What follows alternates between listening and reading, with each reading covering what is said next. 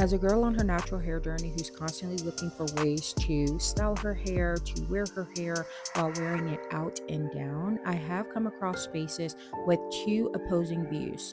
I don't know if anybody else is having this issue, but basically, I hate my hair. I'm like this close to chopping it all off. I genuinely do feel like sometimes, most of the time when my hair is not braided, I hate my hair. I don't love my hair because it's so much work and it's so hard to maintain. It's so hard to upkeep. I have a confession to make. I am thinking about ending my natural hair journey. While on the flip side, I've noticed this. I can't believe I'm saying this, but I genuinely love my natural hair now. My hair is thriving. Like, she's thriving. The whole conversation right now, everyone that's in the comments, oh my God, it's just too much work. Is this?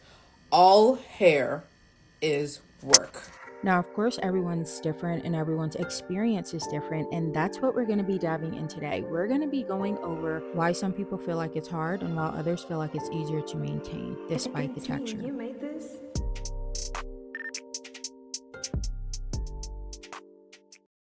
Hey guys, and welcome back to another video. My name's Gwen, for those of you who are new here. So if you aren't new here, then you know that I'm currently on a mission to learn how to manage my natural hair, to work with my natural hair, and particularly to retain length without protective styling and without added hair. I gave up extensions in 2022 and I haven't looked back. I have been doing videos to try to help people with ideas on ways to wear their natural hair. So upon doing research about those videos, about future videos, I stumbled upon the number one reason that a lot of people said stopped them from wanting to dive into wearing their natural hair. The number one reason was that it was very time consuming and that natural hair was a ton of work. I'm going back to the creamy crack. I'm sick of doing my hair. I literally did my hair this morning, laid my edges down, and I'm just over having to pre-do my hair just for me to come outside and they want to act crazy. Now, this wasn't the only reason that people said they did not like wearing their natural hair. Some people didn't like it altogether. And for those people, I did do a video on what to do if you find yourself not liking your natural hair.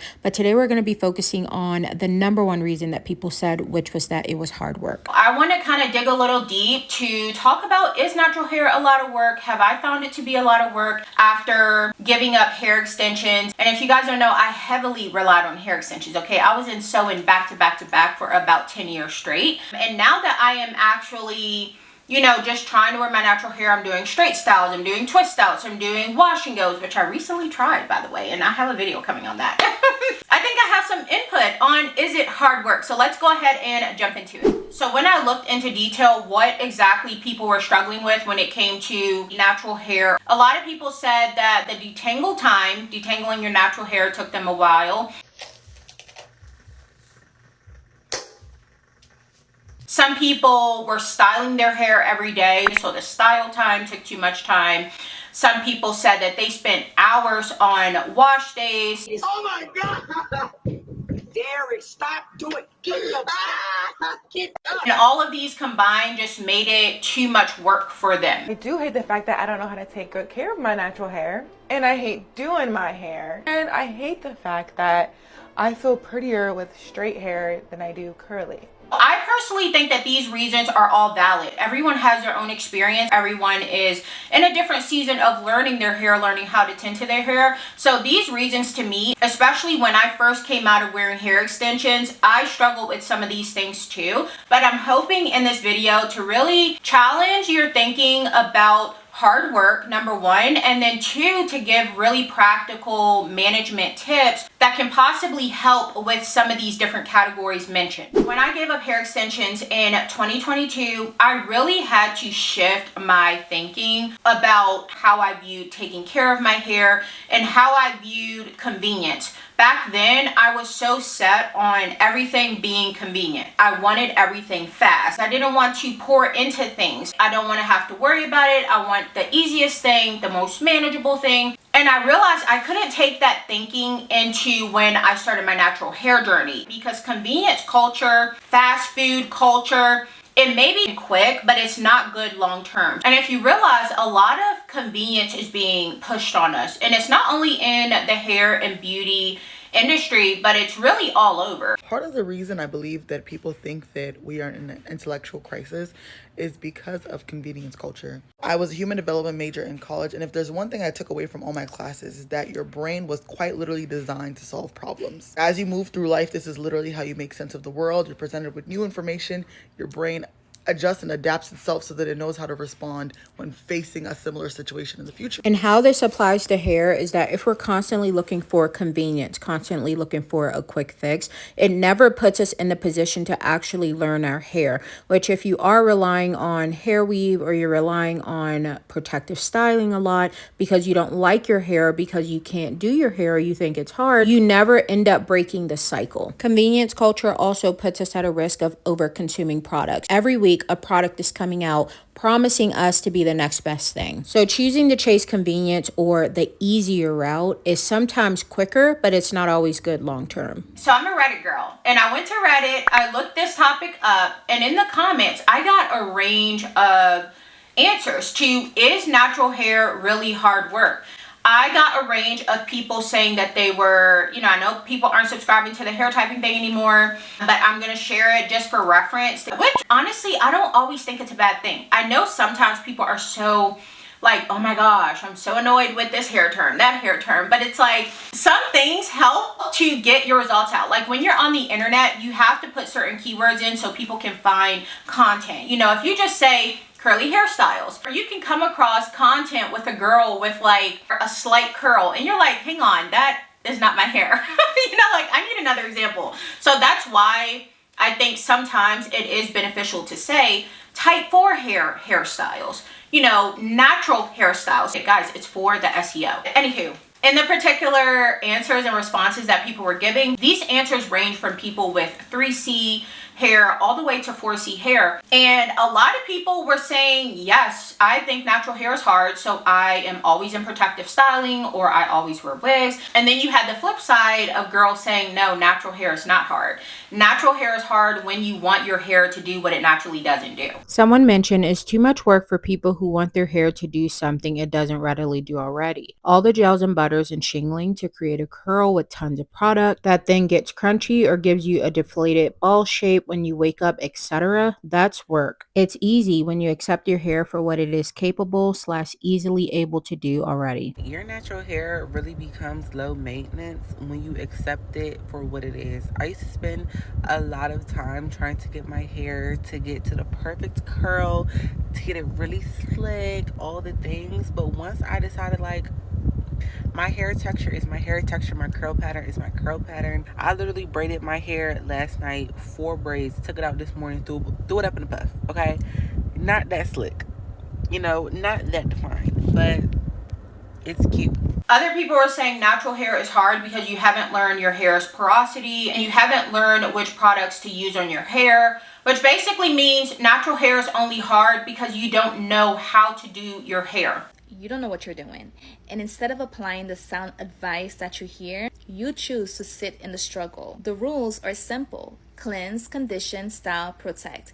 And this also applies to every hair type. And then I saw a small minority who said natural hair is also hard when it's not properly hydrated. And if you are that person who feels like you think natural hair is hard for any of these reasons, we're going to break it down and go one by one. I agree that those who are trying to make their natural hair do something that it's not would find it incredibly more difficult. Remember when Solange had said on Twitter to someone that they needed to unkink their mind? I think about that a lot because in my opinion, that's like one of the most perfect use. If you haven't watched That's the End, then you definitely should. The creator is basically saying that when people say natural hair is hard to care for, it's because they're trying to get their natural hair to do things it's not naturally supposed to do. And I actually agree with a lot of what she's saying. So what I'm going to do is I'm going to add a really important nuance that doesn't often get talked about in this conversation, and it's this. Yes, if you are slicking down your edges, it's going to be hard to slick them down because your edges aren't naturally going to be glued to your face, right? The same is the case for, maintaining a silk press. But when I hear claims about natural hair being hard to look after, particularly on my page, since it's dedicated to science-backed, unbiased product recommendations and hair care advice, what I hear is, my hair is always dry. Keeping it moisturized is hard. Is that because 4C hair is naturally dry? Or I'll hear like, oh, my hair has been ear length for the past 15 years. Is that because Afro hair naturally can't grow? Sometimes looking after and caring for natural hair is difficult, even when you're trying to get it to do things that naturally it should be able to do. And that's because often we aren't taught growing up how to look after our natural hair properly. We don't often see celebrities with tightly coiled hair in its natural state. You know, it's not something you see in corporate environments. And, you know, forget unkinking our minds. Mainstream society, a lot of non-Black people's minds haven't been unkinked either. I even look back at my extension days. When I was wearing extensions, I would go after completely straight virgin hair bundles. And I realized this is causing me so much more work than if I had a curlier, more yakier texture. I was constantly, guys, flat iron my leave out, flat iron my leave out. And I paid the cost for it. My leave out would break, but all the other hair would be straight. And I learned, like, okay, you're doing too much. Like, you having completely coarse, curly hair, wanting to wear straight bundles, you're gonna have to put in way more work than, let's say, an Asian woman who wants to put in Asian hair. She has to put in way less work. Her hair naturally blends with this texture. Stop buying body wave hair for your sew-ins. Stop buying body wave hair for your sew-ins. Stop buying body wave hair for your sew-ins. Your hair's type 4, you live in England. You're buying body wave hair and you'll leave out. After 2 minutes, it becomes left out. Guys, let's be smart. Get the yaki straight. Yaki straight does curl and it matches your natural hair. Like, stop getting the body wave. It's not by force. Like, it's just you're gonna fry your hair. Versus when I switched over to raw Indian hair, which I don't recommend anymore. Sorry, guys.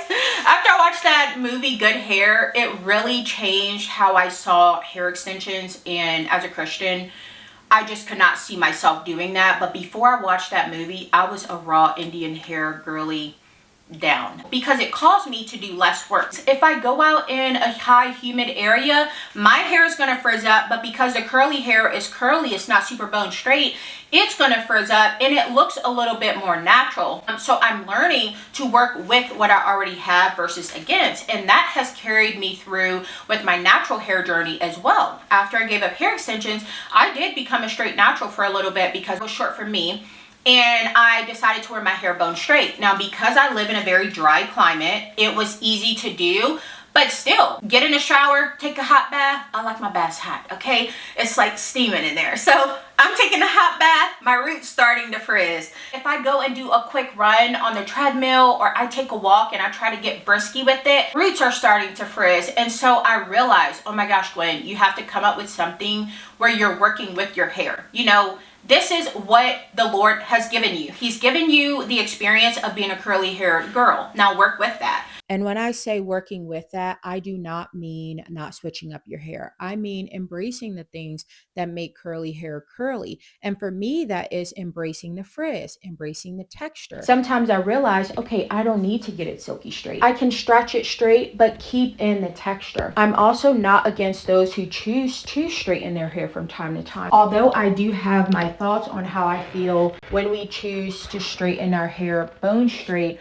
constantly. Because as this video said, if the hair gets really wet or steamed up, it unstraightens itself and back come the kinks.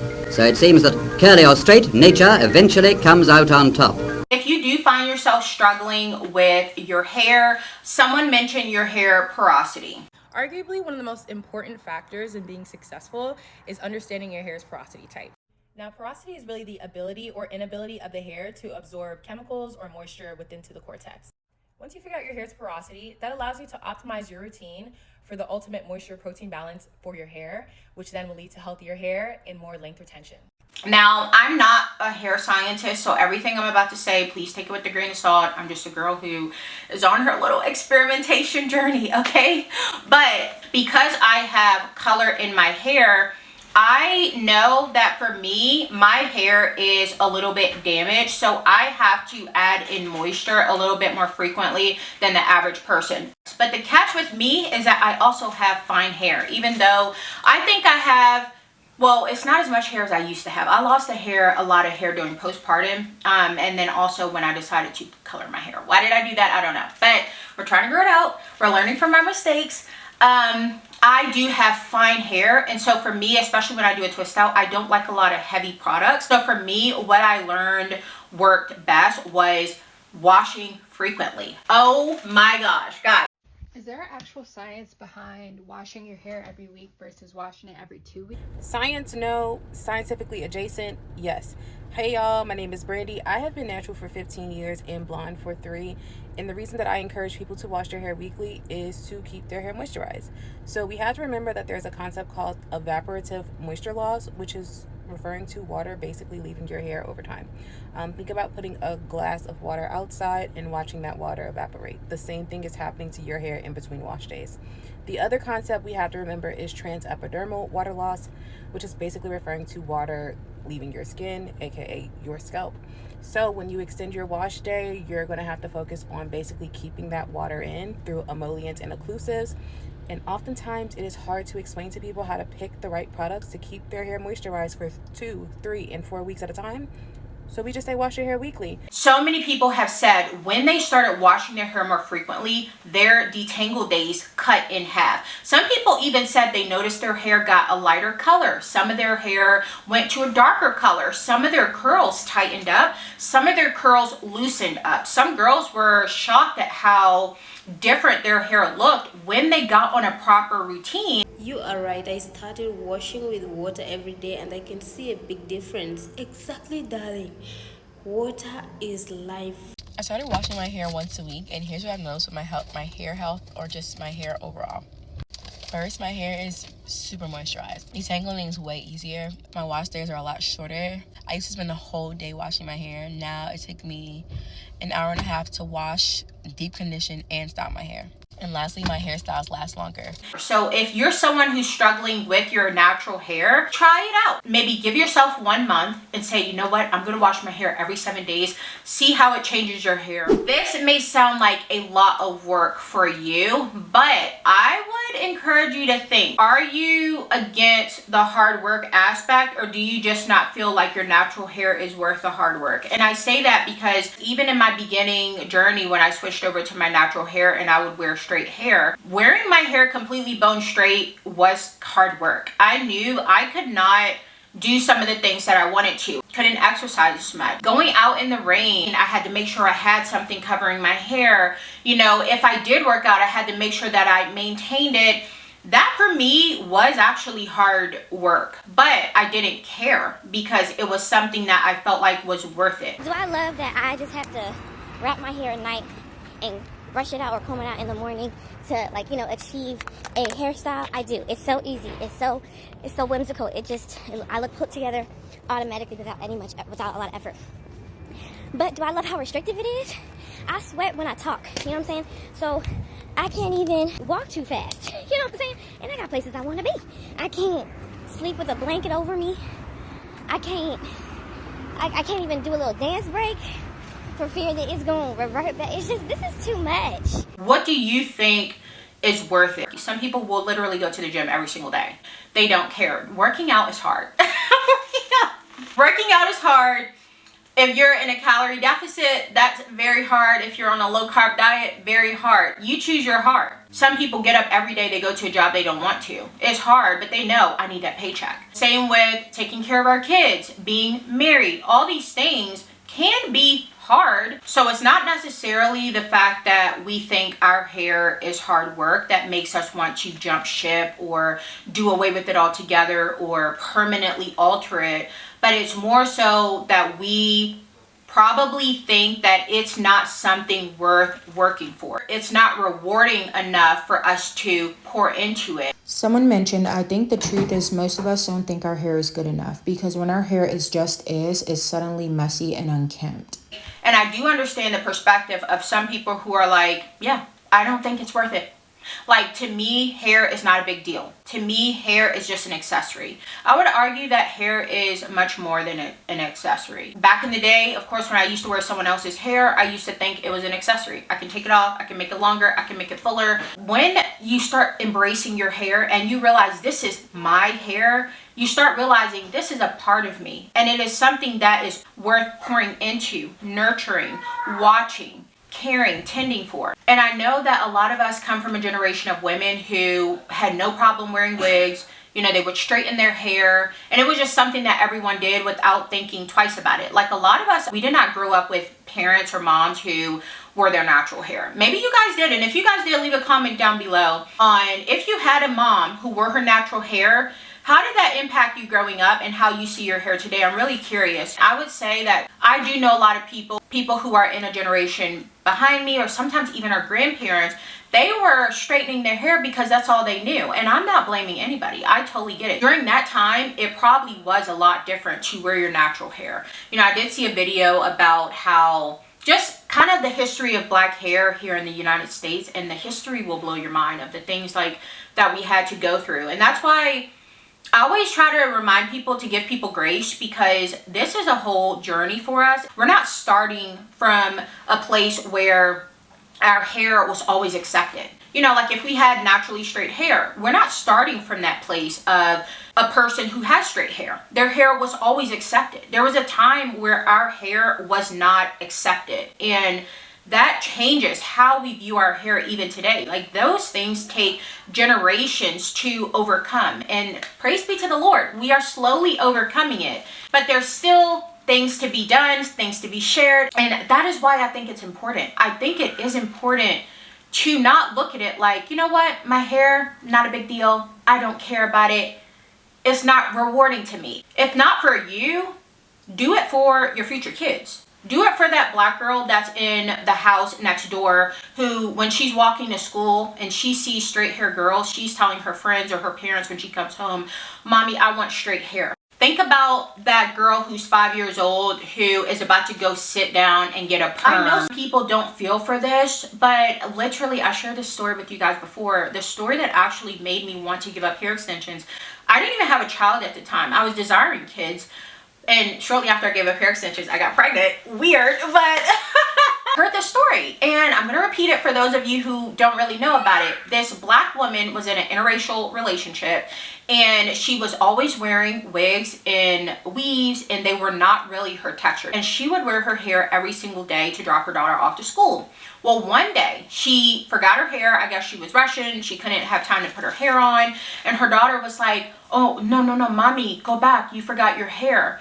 And she was like, oh, no, this is Mommy's hair. And her daughter was like, oh, no, Mommy, I like the other hair. And her daughter told her that she literally preferred her in straight and wavy hair. That broke my heart. They're already going through these identity crises of thinking they're not good enough. What they have is not good enough. It's not seen as beautiful. This is your sign as a black woman to compliment a little black girl that you see. Because here, okay, so last week, my daughter was wearing her favorite hairstyle. It's these little puffs, okay? And her curls are out in her little puffs. And a little boy made fun of them. And so then she came to me. She was like, he made fun of them, all of the things. And obviously, hair is a very sensitive topic. So I teach her all the things. I'm like, your hair is beautiful, all the things. We're listening to a video by India Ree. Like, I'm really trying, okay? But sometimes, like, she's 4, so it works right now because I'm her mom. But as they get older, it's like the validation from somebody else becomes really important too, right? So this morning we're walking into her daycare, and a black mom, and she's wearing her puffs because I convinced her. I'm like, they're beautiful. I'm not going to let you walk out of the house looking crazy. Trust me. So she's wearing her little puffs, and she's feeling like, about it. And this black mom literally goes, I love your hair. It's so beautiful. And she looked at me, like my daughter looked at me, and her eyes lit up. And so you just don't know what these tiny little babies are going through at such a young age, because my baby's only 4 and these things are starting. So it's just like solidarity, sister, solidarity. If I see your baby, I'm going to compliment her. If you see my baby, please compliment her. We got to lift each other up. Okay. Not saying you got to fight every battle. Every battle is not for everyone. I'm not saying that. I think the Lord's put it on my heart because I don't really know why. I tell my husband, I'm like, why am I so taking this serious all the time? Like, is it that serious? I don't know. But for me, guys, I really feel like this is a battle that I have to fight. Because, like, I look at little girls and I'm like, you don't have to do that. You don't have to straighten your hair to think that you're beautiful. You sure don't have to put in extensions to say or think that you're beautiful. You don't have to braid it up all the time. I enjoy a protective style every now and then. But, like, always covering up covering it up with protective styling. To me, it's like, are you really living out your experience, showing up to the world as a curly haired girl that the Lord intended? Sometimes I'm like, no. And then I have to question why. You know, and I think that comes with being a Christian. I did hear a girl, oh my gosh, she put it so lovely. She said, when you become a Christian, you start to question the why. Natural hair, learning how to manage your natural hair, especially if you are going to have kids, have nieces, have nephews. And yes, nephews too. Some people may think, oh, I don't have girls, I'm a boy mom. It's not really necessary for me. What you always show up as, you're constantly putting it in that child's mind, what is normal, what is acceptable, what is beautiful. And so it's like, we just have to be mindful of the things that we do. Now, I'm not saying that wearing straight hair is wrong in and of itself, but what I'm saying is that when we constantly wear one style all the time without ever showing off our natural hair or our natural coils, we are indirectly saying without words what our preference is. And for those people who do say, hey, I can't wear my natural hair to a job interview because I fear being discriminated against, or I don't want to wear my natural hair because it's not seen as beautiful, or maybe I don't get as many brand deals when I wear my natural hair, and as a result they end up straightening it all the time, the cycle never gets broken. And I do want to mention that if you just aren't at that place right now in your life, or maybe you're not comfortable, maybe you haven't started your journey of embracing your hair, that is totally okay. I say it in almost every video. I'm a firm believer that our hair journey is personal, and I never want to come across as someone who is forceful or telling you you need to do that. If you're not accepting of yourself. Everyone's hair journey is personal. I'm just sharing mine. Now, if you're someone who has thought about it and you're like, yeah, you know what, I was wearing my hair in weaves or straight hair all the time, constantly, and now I'm ready to kind of do something different, I have some tips that I believe are very helpful. The first thing is to have grace with yourself and realize that you're on a journey. And like with any other journey, it's okay to take a step back, change your mind at times, but then to change it back, to try different things, to utilize protective styles the way that they were meant to be utilized, which was for busy seasons or when you're possibly feeling overwhelmed. And realize that doesn't make you more or less of a natural haired girly who's on her journey. And maybe it may not be me ending my natural hair journey. Maybe I need to just get braids for a bit and allow myself to have that break. You can learn your hair in one or two ways. You can either go through trial and error, okay, or you can do a professional route. Remember, trial and error is going to take you more time. It's probably going to cost you a little bit more money up front because you probably are going to go through products to find what works for you. But there is nothing better than your own experience. When you are someone who is doing the hard legwork, you know the ins and outs. You know in the details what works, what doesn't work. So if you come across a problem in the future, you don't have to call so-and-so because you have laid the groundwork. You know how things work. You understand in detail what's going on. The other option, going to a professional, is going to save you time. It's going to save you money in the long run. But because you didn't go through the groundwork, you may come across a problem or a situation or a time period in your life where you don't really know what's going on with your hair, and because you didn't really get in the nitty-gritty, you may have to call your hairstylist. I'm not against either. I think both have their time and place. But sometimes people are against going to hair specialists, but we go to specialists with everything else. I don't think there's anything wrong with going to a hair specialist. We go to doctors, we go to dentists, we go to all these other things, you know, to find out things about our body. Hair is on our body. Hair is a part of our body. So I don't think it's bad to utilize a professional. I would say professionals, while they are knowledgeable, they are not the Lord, okay? They are still human. So you can go to one professional who can say one thing, and you can go to another professional who can say another thing. They're both considered professionals, but they can come to different conclusions. So that's why sometimes I do favor the trial and error part, but I understand, again, not everyone is at that point in life where they can be like spending money on these products, spending time trying to do this. So you do what's best for you. But ultimately, it's going to come down to learning your own hair, learning how to properly manage your hair, learning what products to use on your hair. Learning this has truly transformed my hair. Like, I don't think you guys realize the transformation that can come into pouring into something that you love. And it's not just hair, it's with everything. Pour into your marriage. You guys are going through something with your kids, your marriage, your spirituality, you know, pour into it and see how it rewards you. The next thing, after you learn what products works for your hair, you learn about your porosity, get on a routine and stick to it. Now, if you're a wash and go girly, you want to try to do wash and goes. Frequent washing changes the game, okay? I am a firm believer. Also, recently, when I tried my wash and go, I was against wash and goes for a little bit because to me, it's not wash and go, it's a wash and style, let's be honest. But to me, I was not really knowing how to place the products on. So for me, after like day 2, it was starting to tangle. In my understanding, if your goal is to retain your length or your health, not to have split ends, and you want to wear your hair out, you have to do products with some sort of hold, because you holding those curls in place, that's going to be the only thing that makes it not want to go around each other, which curly hair naturally wants. This is what my wash and goes looks like before. This is what it looks like now. So it dries like this. The shrinkage is minimal, like minimal.